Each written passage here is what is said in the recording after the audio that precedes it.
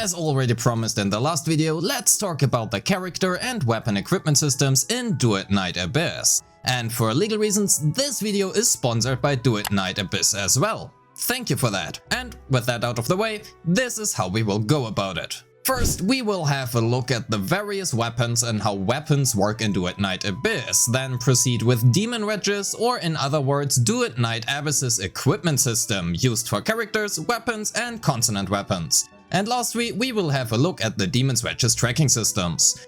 As per usual, you will find timestamps and chapters on the video's timeline and in the description, so feel free to skip to the parts you are actually interested in. Please keep in mind, all of the info provided is based on DNA CBT 1 and subject to change. DNA features various melee and ranged weapons, and you can equip one of both. In this game, characters' basic attacks are not actually bound to the characters themselves, but to the weapon type. So we have different melee basic attack strings for swords, greatswords, polearms, katanas, and lastly, as what seems to be whips. Regardless, each melee weapon also features a different charged attack. Next, we can also equip a ranged weapon as well, having the choice between shotguns, dual pistols, bows, grenade launchers and assault rifles. Weapons can be obtained in various ways, but outside of the gacha system you can also craft nearly every single weapon in the game. However, that does also include the 5-star standard weapons from the gacha banner. The crafting takes various materials which you can obtain from different sources, such as defeating boss enemies or crafting them using materials obtained from commissions.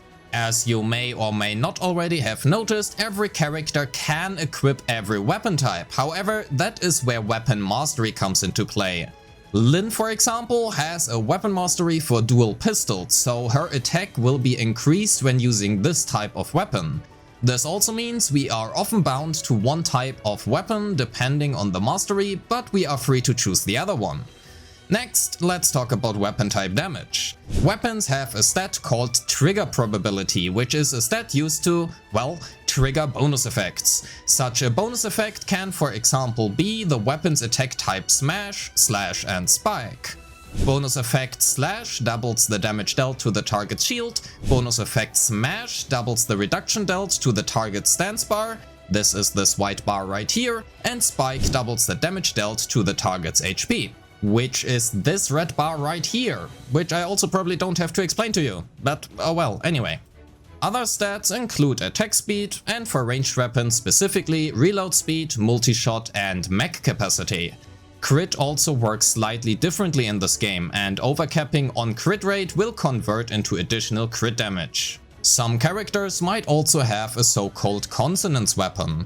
These cannot be switched and may only be used for specific abilities. In the case of Lyn, her weapon is used during her ultimate stance, which also means your other two weapons do not really matter while we are in the stance. So that leaves us with the question on how we can make our characters and weapons stronger, well, outside of leveling them and getting duplicates of course. This is where Demon Wedges come into play. Demon Wedges can be farmed in their respective domains called commissions. These do not actually cost stamina and can be farmed indefinitely. There are 5 different types of Demon Wedges: character Demon Wedges, melee weapon Demon Wedges, ranged weapon Demon Wedges, and again Demon Wedges for melee and ranged Consonance Weapons. Wedges come also in 5 different rarities: grey, green, blue, purple and later on golden.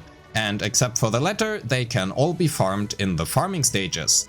However, golden ones must be crafted and their respective blueprints need to be obtained from the level 100 farming stages. The entire Demon Wedge system is without RNG, well, outside of the farming stages, which means all stats and attributes are fixed and RNG does not impact on how good the piece will be. Your purple colored attack percent Demon Wedge will always be the same as mine and everyone else's. Some wedges can also be obtained from the shop using in-game farmable currency. Wedges can provide various stats, but some may also provide changes to how the weapon actually functions. Like these ones for example, which change the charged attacks of the respective melee weapon they are equipped into. Furthermore, every Demon Wedge can be leveled up using coins and carmine globules, and using track shift modules we can also change their tracks. If you have had a keen eye and already spotted these little runes here, you might wonder what that actually is. Well, some slots, as these equipment slots are called, feature a specific so-called track, indicated by this kind of rune. This basically means you want to equip a demon wedge with the same track into the slot, as doing so will reduce the maximum tolerance needed, and not doing so will increase the tolerance needed, where tolerance is basically your loadout.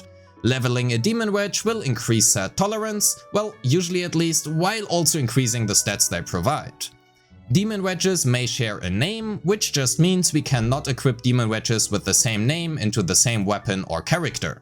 As an example, my demon wedge Rage grants me 60% crit damage, but on the right I actually gain 75%. This is because the percentage granted, so the 60%, is actually based on the weapon's base stat. Lastly, let's quickly take a look at how a gameplay loop for different weapons and stats can look like. Let's take yet again Lyn as an example here. Lyn is very dependent on her sanity, as we want to be within her ultimate state as much and as long as possible, which is why I chose demon wedges to increase her sanity. Unfortunately, this doesn't always work out due to the necessity of dodging, especially during boss fights, but having some way of regaining sanity is super good on her regardless. And that is why I chose this sword for her, which regenerates sanity every time it deals crit damage. And that means, at least in terms of demon wedges, a lot of crit rate for the melee weapon and generic damage focused wedges for Lyn, again outside of the sanity ones. All of this results in my gameplay loop here being to use her skill and ultimate, then switch to basic attacks using the sword until I have regained enough sanity for her skill and ultimate again.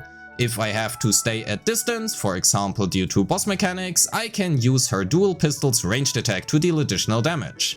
Which, to be fair, should be the main way of dealing damage anyway because of her weapon mastery, but unfortunately my ammunition is limited and I need to break the enemy to regain ammo, which is not always feasible with only ranged attacks.